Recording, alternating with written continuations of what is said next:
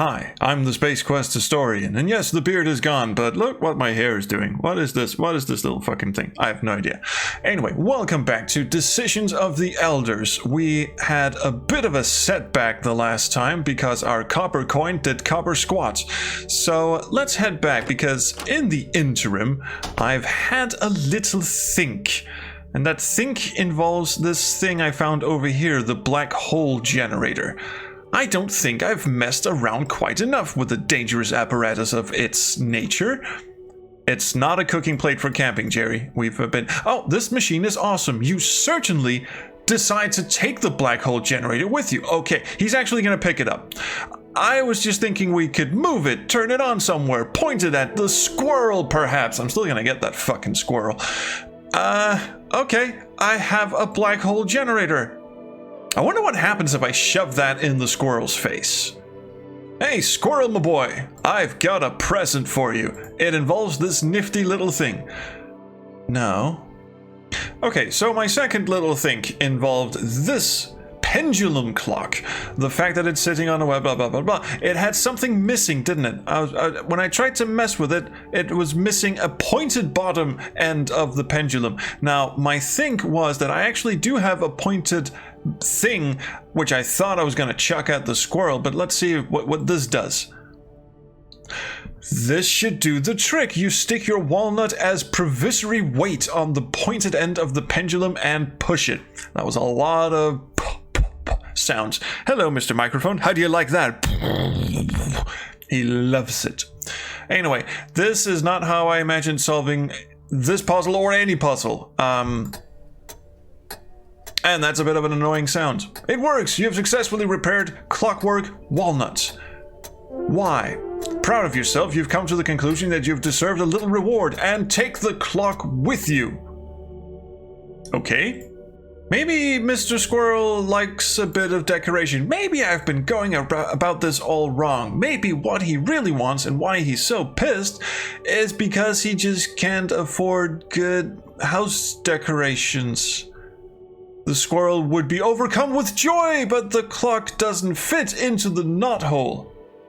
Alright, can I put it over here so he'll fuck off? Stop your desperate attempts and be content with your copper coin. Sorry, Dad. Can I just put it on the branch? I can put it on the branch. You place the clock with the walnut pendulum on the branch fork. And there it is. The squirrel inside its hole takes a long glance at your static clock, but eventually resists the temptation to leave its hideout to grab the walnut. You'll have to make this a bit more fascinating.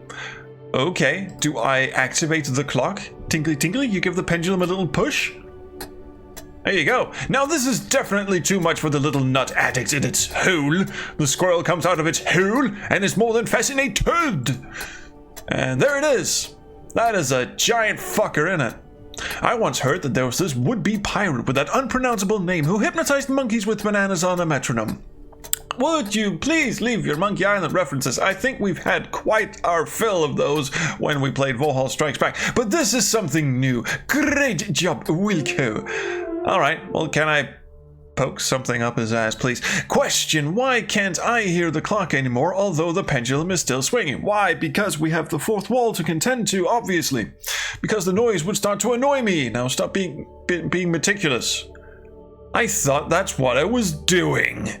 Anyway, let's just have whatever the fuck was in this hole. One thing I've sort of had a little ponder about, which I will get into after I read this text box. Assuming that the knothole is empty, you reach into the hole and retrieve a 100mm... That's a bit of a wrench. A 10mm wrench, which you immediately sack. It was doing a poor job, so you fired it, apparently. One question arises, what did the squirrel want to do with the wrench? Why, he needed to loosen his nuts. I do apologize for that. Anyway, one thing I was thinking, and has been discussed to some degree on the SQH Discord, is that this section of the game kind of reminds me of a different type of game. There's not a lot of sci-fi to go around. For instance, we've got cuckoo clocks and squirrels and whatever the hell this little nest of flowers are, and tree sap, and well, the black hole generator. I'm kind of into that one, but then you've got the scarecrow and the little the hut over here, and it's not as sci-fi as, you know, you'd imagine a Space Quest game to be. But then again, another thing that was brought up on the SK's Discord is that this is a shining example of how Roger became to be ingenious, but kind of dim-witted as well. Actually, can I have more off of this thing? If this is not the owner of the... Yeah, I know that. Can I mess with him? You don't dare to touch the scarecrow. It's way too scary. Can I have some of his plants then? Don't touch the crops, Mr. Scary might get angry. Well, if I take away his cross, will he be less angry? Blasphemy! On second thought, what the hell? Did that... Am I... What? You steal the spiritual weapon from the scarecrow without getting caught. You're so sneaky, Jerry. What? Oh, the scarecrow's made of several different objects, isn't he? How about the hat? Can I have the hat? You don't dare to touch the scarecrow. Can I have one of his arms? Can I have one of his legs? Can I have his crotch? Just carry around a scarecrow crotch going, you want some of this? And then be banned from children's parties everywhere. What can I use a fucking cross for? It's a wooden cross. Okay. Can I stick my potato on it? Do you absolutely have to desecrate the cross? Why yes, have we met? Well, quite clearly we need the screw over here. So with the latest addition to our wandering toolbox... That would be Jerry. Let's loosen this thing up and see what we can use that for. Yes, this is the right tool. Gotcha. What the hell did that accomplish? What is this? It's been a long journey to this zinc-coated screw, hasn't it? Well, yes. Can I use it for anything? Do I need to screw something to something else? Do I need to stick this in the plug? Doesn't fit. Do I need to shove it in my potato? You press the zinc-coated screw into the raw potato. I hope you know what you're doing. I honestly don't, but I guess this makes it more conductive, more electricity conductivity. You place the potato in the socket. It fits perfectly, but nothing happens. Something is still missing. You take your potato back, so it's not entirely enough. Can I just add more shit? Don't mess with your half-done physics experiment. Copper, would you like some copper? You press the copper coin in the raw potato too. You do know what you're doing. You have just created a fully functional potato battery. I thought the plug in the hole was supposed to fuel my fire. But anyway, alright, cool. Let's see where this goes. You place the potato battery in the socket. Angry beeping. You did it, Jerry! The low voltage of your potato battery sufficed to trigger the electric mechanism. A hidden door next to you simply vanishes into thin air. Couldn't be fucked to make an animation of the door opening. You've discovered a secret passageway. Where will it lead to? It'll lead to certain fucking danger. Off we fucking scoot. Let's get the fuck out of here. What happens if I don't bring the, if I don't bring the black hole generator? Is that a weird game over situation, or can I go back? Who knows? Well done, Jerry. You have found a path to the plateau that looks like a landing site. Awesome. Some polluter has left an empty Coke can. Okay, let's have that. Let's completely ignore the very obvious item in the middle. This is kind of like playing Doom, actually. This is the adventure game Doom School, which is the most obvious object in the room is the one you investigate the last, because that's the one that typically will shove the game into motion. Sometimes they mess with you. Sometimes it's the most obvious thing in the room that does absolutely squat, and then that one little pixel over to the left, you know the one I mean, the one that looks totally innocent, turns out to be a rabid hippopotamus with a large erect. You are now the proud owner of an empty 0.4 liter Coke can. Very European of us. Also, this rock looks interesting. It is a 60 kilo stone with a flat top. You can see an indentation that goes around the whole stone. How do we know that the stone weighs exactly 60 kilograms? Well, because you once had a trial session as weightlifter. And I managed to lift 60 kilograms. No, you lifted only 20 kilograms, and this stone is thrice as heavy. Okay, I know. Okay. I think I see what we're doing here. There's 10 kilograms or a liter, whatever the fuck. I don't care. There's a liter of this shit. Blah de blah. Do I just put? I don't know about the measurements. I'm just gonna put this on. And a huge text box appears. Judging from the fact that gold birch juice is 10 times heavier than water, this full 1 liter cup has the weight of about 10 kilograms. So I wasn't remembering incorrectly. Take that, science teacher in grade school. Stone plus cup would weigh a total of 70 kilograms, which is too heavy for your plan if you happen to have one. I don't. But I'll go read the sign and then come back to the obvious item in the room. It is a metal shield. From way over here, you can tell that it reads, first declutch, then change gear. Interesting. Can I have it? Wow, this metal plate is hot. The sun must have heated it up. Or a spaceship landed and took off. Who knows? Fine. We have come to the star of the show, the main attraction, as it were. And it's not my hair. Trust me, I don't know what it's doing. It woke up like this. A sheet of paper is lying on the floor. A small rock acts as a paperweight.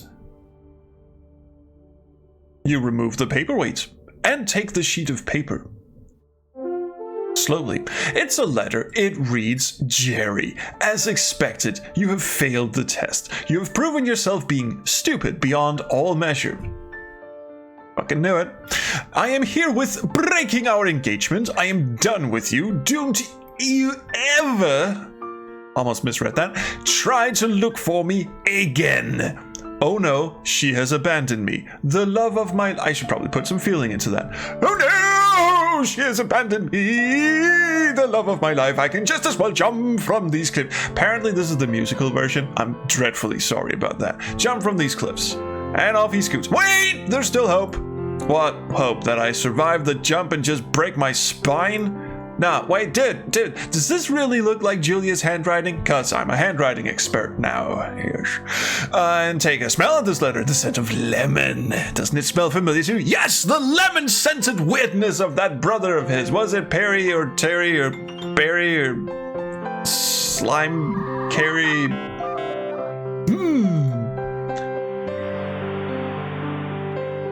And as the theme song to Gabriel Knight of Beast Within plunks on in the background, you reread the message. Its content hasn't gotten any less unpleasant, but why the heck does it smell of lemons? I don't know. Why is that important? Okay. I guess I'll just go back then. You don't need to open the plant curtain with your hands, just walk through the vine. Fine, I will. Off I scoot. You are still too frustrated to walk the dark path back to the hut. Who knows what mischief you'd get into? I bang my head. So we can't leave the screen either. What in the fuck? Can I talk to the rock? You are not that hungry. Wait a minute, can I make that arrow I've always been dreaming of now that this is a shot? Yes, you stick your 3 feathers into the 3 indentations of your axe, respectively shovel handle. What? Okay. I have an arrow now. I can shoot someone. I can make a slingshot. I just see it. I see it. It's even diagonal. Yes, this is bendy stretchy, and that cross is actually the perfect slingshotty thing. You tie the sealing ring to the wooden cross, and now I have the shot of slinginess. You load your holy crossbow with your bolt. You're now armed to the teeth, and I almost choked on some air there. Needs more brew. Okay, what the fuck do I do with this then? I shoot it at the sign. You don't need to put this on the plate. Something warm is... Oh, wait, do I melt the gold? You don't need to... No. Do I just put this thing down and see what happens? No. What is with this Coke can anyway? It's an empty can. It can hold 0.4 liters of any liquid. Well, again, I'm not sure what puzzle I'm solving, but I'll just chuck some gold in it. You fill the 0.4 liter can with the gold birch juice from your 1 liter measuring cup. Which means I now have 0.6 liters of gold birch juice in my cup. Again, for reasons. And you place your cup that is filled with 0.6 liter of gold birch juice on the flat top of the stone. Stone plus cup now weigh a total of 66 kilograms. What am I doing? All right, I'll just walk over here and shoot at it. This won't support your plan. What is my plan? The metal plate is hot. What would we need to warm up?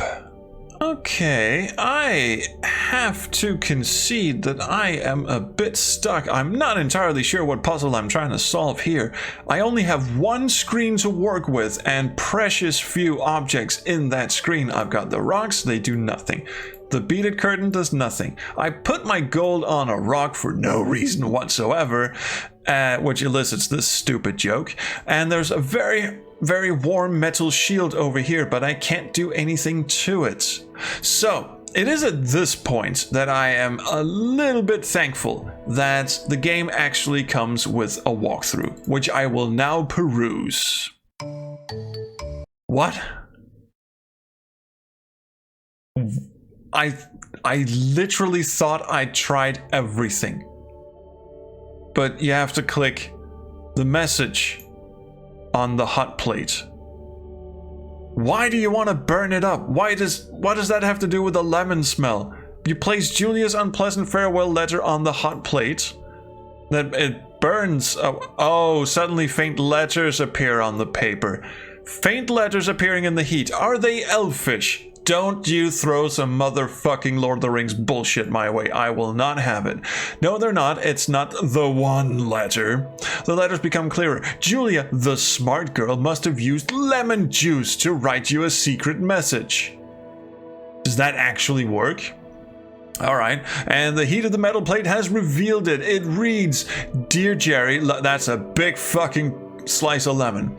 Love of my life, I'm so sorry. My stupid sextuplet brothers have organized a silly quest to prove that you're not worthy of being a part of our family. This quest is so unfair that I've decided to place a few heart-shaped hints for your assistance. When did she have time to do this? Who cares? But I always believed in you, which is why I want to help you move along, because in fact I know you're not worthy in the slightest. Please don't give up on me now. That's not really how this works, but okay, I love you so much. Please meet help. The letter ends very abruptly, even though she had time to actually write out the word help. But something's very wrong. As wrong as this whole faked quest. Now this time it's no false alarm. Your bride is in danger. And I got a point for my wife being in danger. Yay! Is Julia still in love with me? Is she really in danger? Well, yes and no, I guess. Who cares? You hear the sound of a transporter. Ah, thank fucking MacGuffin. This is bad. That dude's gonna fall. Yeah, bye-bye. Was this an alien soldier? Yes, and fortunately the operator of the transporter screwed it up and entered the wrong coordinates. Next time you won't be that lucky again, so hide! Okay, fine. Oh, the game's doing it for me. Once more, you can hear the transporter sound. And there he is. Lovely. Are you just going to step? No, he's going to do something. Dum-de-dum-de-dum. The futuristic-looking soldier starts to read Julia's letter. He will soon read Julia's cry for help and conclude that someone's about to enter the scene. If you've anything in petto, I don't know, it's time to lead your trump. I still don't know. Anyway, I'll shoot his ass. What else are you gonna do? Offer him a Coke? I don't think so. You can't shoot him. His futuristic armor is impenetrable for your ancient weapon. In which case, I will offer him my Coke. You could take him out with a nice pitch if it just were not for his helmet. Right? I'll call out to him, have him take off his helmet, and then throw the Coke at him. Hello, sir. You could ask him if he's come from the future. He would answer in the affirmative right before killing you. Hey, do I affix my Coke can to the... No. Your self-made crossbow is ready for the shot, and this is not the right target. Could you come over here, please? Hello? Your awkward attack would make him laugh at most, and it would give away your position. You have never seen this kind of armor. It looks very futuristic. You are almost sure that this guy has come from the future. which is good. Wherever he's come from, you are convinced that he has something to do with Julia's cry for help in her secret message to you. You wonder how he communicates with his ship. He certainly has a few gadgets in his pockets. The alien's still trying to decipher the writing. In the future, they don't teach reading very thoroughly, and not in the present either, as you can plainly see. Can I have my gold now, please? No? Can I walk close to him? And then hit him on the head. One more step, and this guy might hear you. What if it's not a guy, but an alien guy? Should we be talking at this point? She would kill you just as well. Think before you make your move. All right, I'll stand here and then chuck this at him. I thought maybe I could teleport it at him. Can I chuck the Coke can at him? You could take him out with a nice pitch if it were not for his helmet. But I just want to knock the helmet off. Come on. Can I shoot the helmet off, please? Can't shoot him. Wait, can I just leave? Can I just fuck off? Yes, I can. I can just leave. Well, that's amazing. All right, I'll just go out and take him out from someplace else. So I'm thinking if I go over here on this plateau, I can see him standing over there. Fortunately, the guy's a bad reader. He's still reading Julia's message. So do I do this to him? You can't bribe the guy, and certainly not from over here. Wait, what? A thought occurs. Maybe I can bring my little helium balloon down by shooting it. You may be able to shoot down the balloon, but its poisonous gas filling wouldn't do you good and the balloon would be destroyed. So if I teleport that somewhere... Maybe? Do I put this down? Okay. Yes. Yes, there we go. Can we control this thing? No one knows. You place your black hole generator in the middle of the fairy circle right under the heart-shaped balloon. And then we turn it on. It teleports over to him. We shoot it with the arrow somehow. Turn on the generator. And really, increasing gravity, the black hole attracts the balloon. Not sure this is how black holes work, but yeah, I guess they kind of suck things in. We just took a photo of a black hole. Did you guys see that? Awesome. Before the hole swallows the balloon, you grab it and turn off the generator. Oh, so I pick it up, I walk over and I release it. So I didn't technically teleport it anywhere. Anyway, the black hole generator is a dangerous device. In the wrong hands, it might be able to swallow a whole planet the size of Vulcan.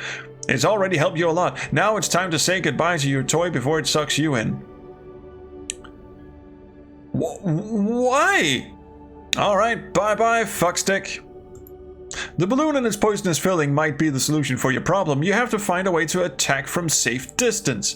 Do I attach it to this little experiment I've got going here? Taking advantage of the indentation in the stone, you wrap the string of your Heart and Fart 66 around the stone.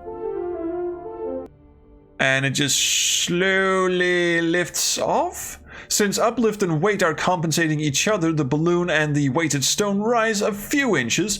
A moderate breeze from the west makes your balloon float towards your alien friend. Then it's pow pow time. In a bit. Just hang on a bit. And it'll stop there. The wind ceases, causing your cruise missile to stop right behind Mr. High-Speed Reader. What now? Well, this. He's not going to notice anything, is he? No, that thing just floated next to him. Technically, practically patted him on the shoulder. Okay, Mr. Tell. Fire! Your bolt finds its way to the gas balloon. The explosion of the heart is so intense that its ballast is fired away by the blast. The soldier's armor protects the impact of the alien's body, but the poisonous space cow fart does the trick within milliseconds. And apparently, since the wind is going the other way, we'll be fine. Excellent job, Jerry Wilco. Now let's search him and die of asphyxiation from cow gas. I guess not. You search the poor guy's armor. Feels very strange. The material this armor is made of has certainly not yet been invented. This guy is definitely from the future. I like how we just look at him and go, I've never seen those clothes before. This guy must be from the future. While fumbling in the inside well, I can't read it all. While fumbling around in one of the inside pockets, you get hold of a metal gadget. You try to pull it out. It turns out those are his metal testicles. While doing so, you accidentally activate it. Activate what? And off we fuck. Oh, hello. Did I just see myself over there? No. But I can swear that... shut up and get ready for the next chapter. All right. Intermezzo in Future Perfect is the title of the next chapter, and it is indeed where we shall finish this episode. Although the cutscene appears to still be going on, so let's just watch that and then we'll finish. Thought I could pause, but fuck it. Take this and... Jerry! I am ready to kick your alien soldier butts anytime. In the future. Now! Jerry! What? Jerry, you are not on board the hijacker spaceship. Maybe I've landed on their holodeck. No, you've not. Where am I then? Well, this is a stupid question as you are obviously still on the very same plateau. Really? But it looks a bit different. And what is the right question then? Well, the right question is when you are. When? Precisely. I don't get it. No, of course not. Explain it to me then. And this conversation goes on for about 10 hours. I don't wanna. Ask him. Whom? Oh God. Him. Well, hello. What have we got here? He needs an annoying voice. He looks fucking annoying. I'm Doc Blount, scientist and inventor. I used to be a priest, but now I'm looking for enlightenment in the field of physics. I also have a cold. I am Jerry Wilco, father. Jerry Wilco, eh? Nice to meet you. But don't call me father. I'm a doc now. Say, how have you been able to reach this plateau without walking through my hut? Oh, I have, several times. You annoying piece of shit. You have a hut, father? I mean, Doc? Yes, over here. Go through the cave. Come, I'll show you my biscuit collection later. I'll show it to you naked, too. Now, tell me, where have you come from? Well, this is not the right question. The right question is when I am from. I know I'm also utterly insane. You tell the doc that you and Julia were looking for the right place for your wedding ceremony, how you lost her in the crash, climbed down the waterfall, fell through the cliffs, and stumbled through all your other heroic adventures. He does not believe a word of it. Eventually, you tell him about the alien hijackers from the future, that... Jackers, plural, we only saw one. That you killed one of them. Did we? Really? Jesus. And that you unintentionally triggered a device in the soldier's armor. I see. You see? He's slowly backing away.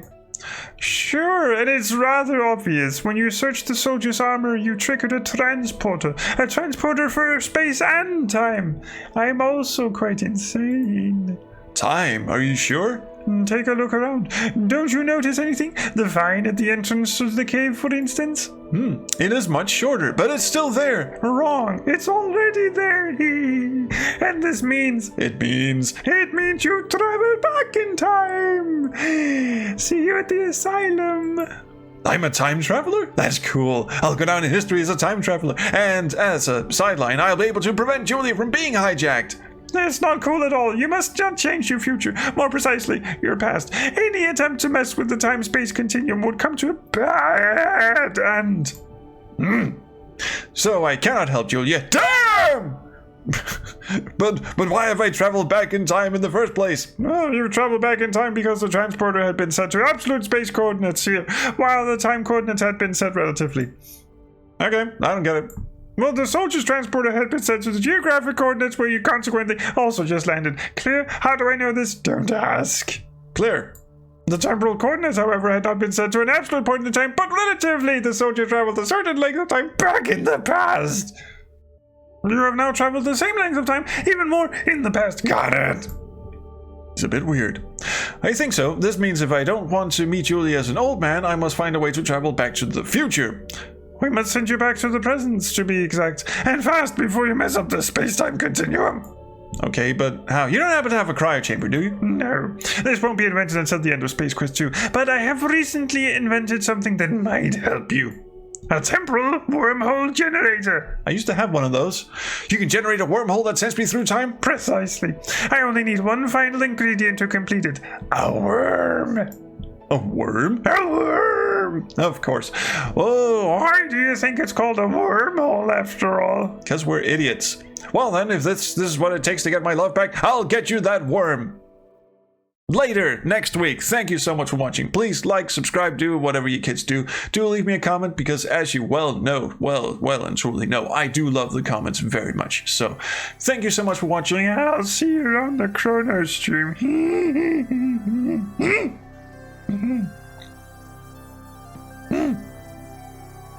And if you thought that voice was horrifying, well, trust me, there's plenty more horrifying things on this channel for your horrifying pleasures. These lovely people you see on screen right now, well, they get to be horrified early because they get to see videos horrifyingly early when I finish them horrifyingly early, and they also get to sit in on live streams, and they get, tons of other benefits. Tons! Simply tons. Here are some other videos that you can watch right now. One of them is from me, and from this horrifying channel. The other is from the YouTube Adventure Roundtable, a lovely place where I hang out with friends, and we also do adventure game related stuff. So go check that out and be very, very horrified. Thank you.